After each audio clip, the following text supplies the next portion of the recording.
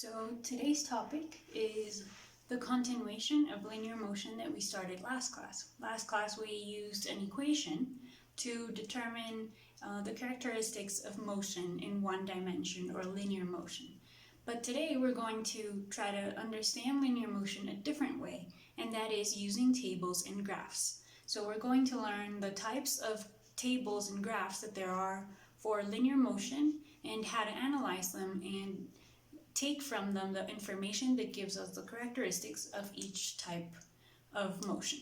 So basically there are three types of linear motion graphs that we can look at.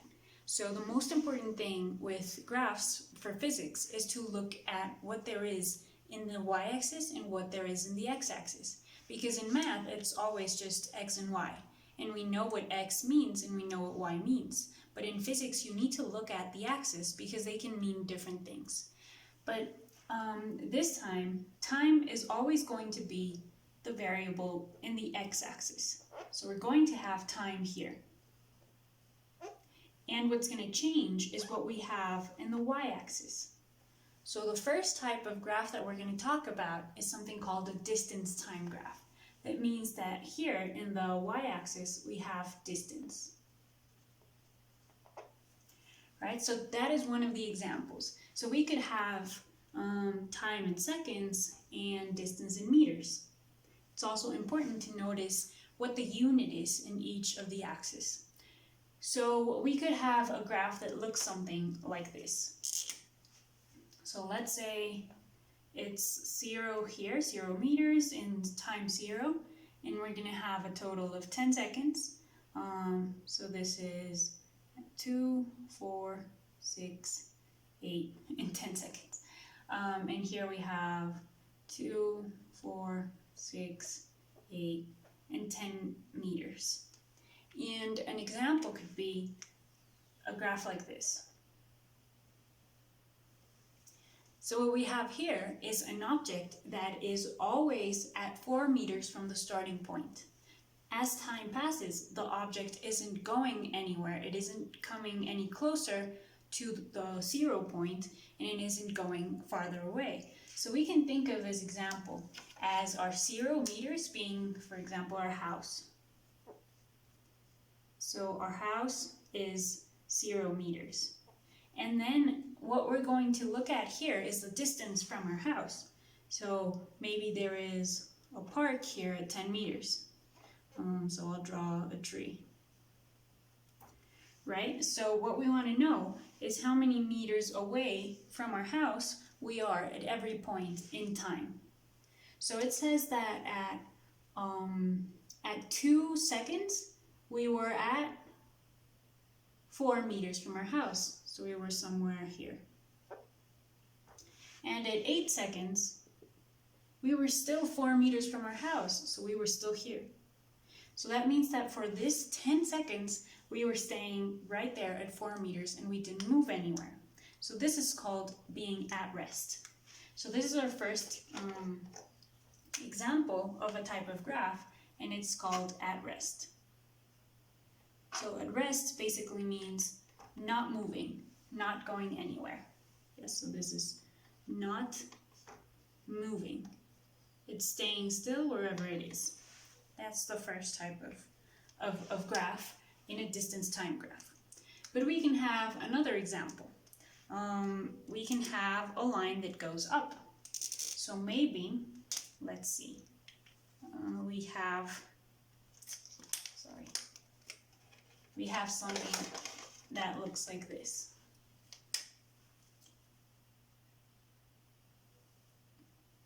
So this means, let's see if I drew it correctly.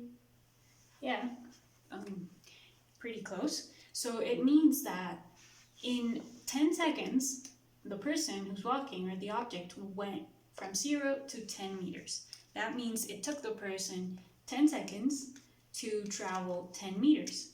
At time 0, the person was here in 0 meters. So this was where they started, at time 0.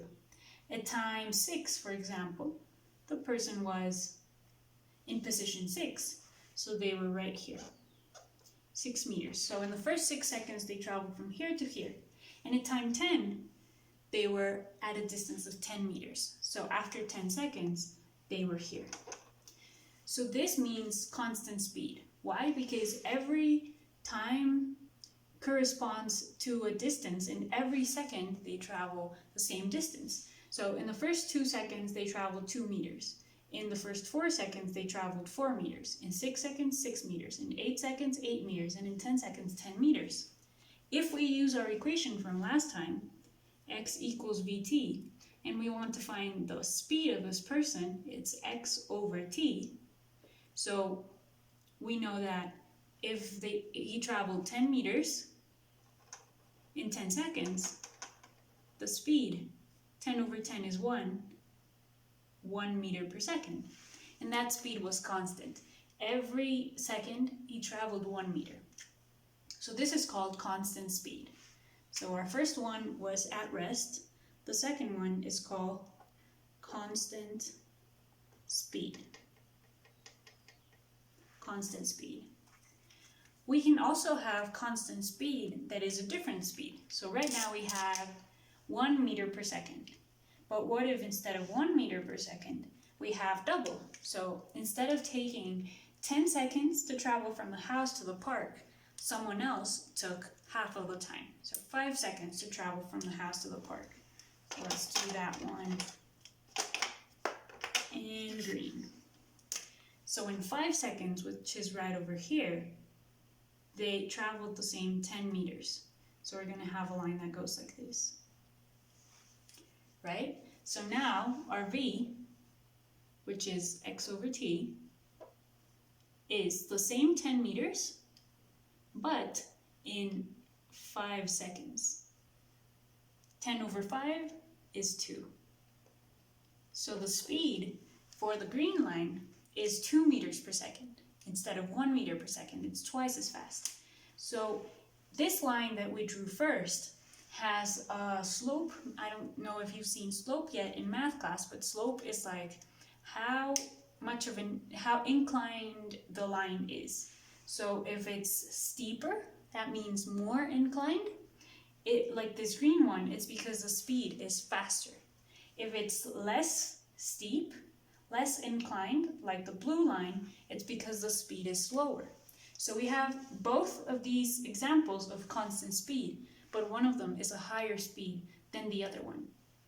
So what we figure out here is that if we calculate the slope of the line, we calculate the speed of the object. So in a distance time graph, the speed is the slope, and that is a very important result. So in a distance time graph, speed is determined by the slope of the line, right? Speed is slope. Okay, and we have a final example of a situation that we can have represented in this graph, and that is when we have acceleration.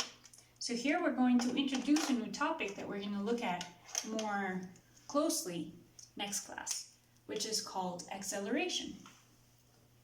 Acceleration. And acceleration is defined as the rate of change of velocity. Rate of change of velocity. So what that means is that every second the velocity is changing, the speed of the object is changing, and that is given by the acceleration.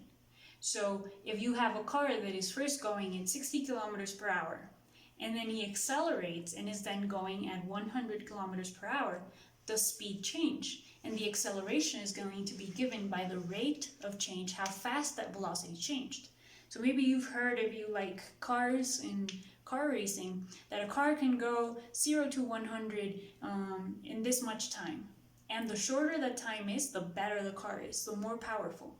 It's because it has a better acceleration. The faster it can change the speed, the greater the acceleration. There is a variant of acceleration which is called deceleration. So it's deceleration, and that is basically slowing down. So deceleration is still a change in velocity, but a negative change in velocity. So instead of increasing the velocity, instead of accelerating, you are decelerating or slowing down. So when you're going in your car at 60 kilometers per hour and the light goes red and you have to stop, you are decelerating the car until you get to 0 meters per second or 0 kilometers per hour.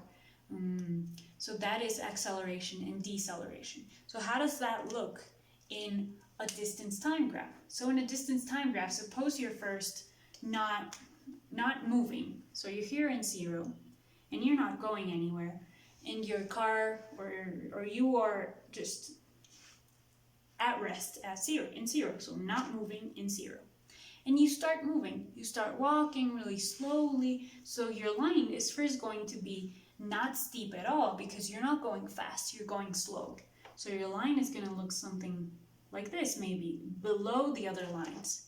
But then you start going faster. So your line is going to get more steep and faster, and the faster you go, the steeper the line will get.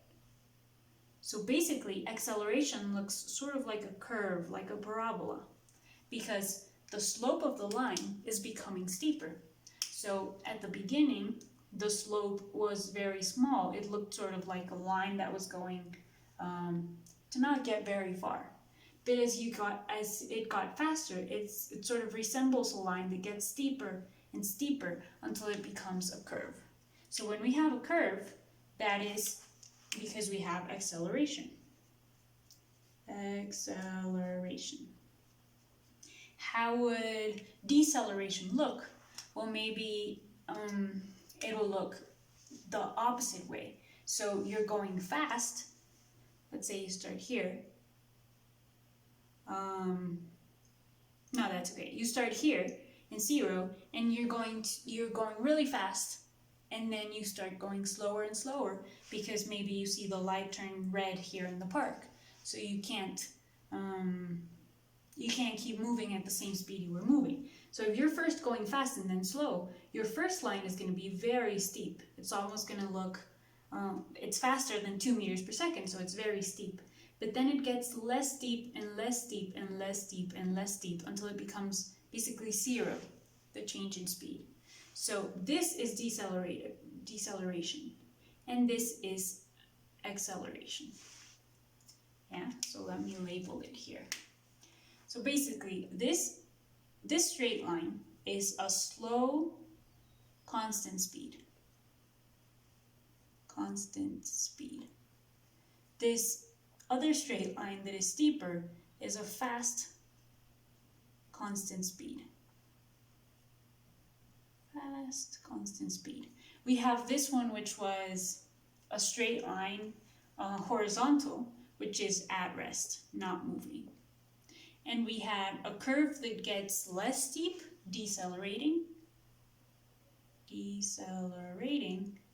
and a curve that gets more steep, here, which is accelerating. So that's every type of motion demonstrated in a distance time graph. So that's just one type of graph, but there are 3 types of graph. So let's move on to the second type.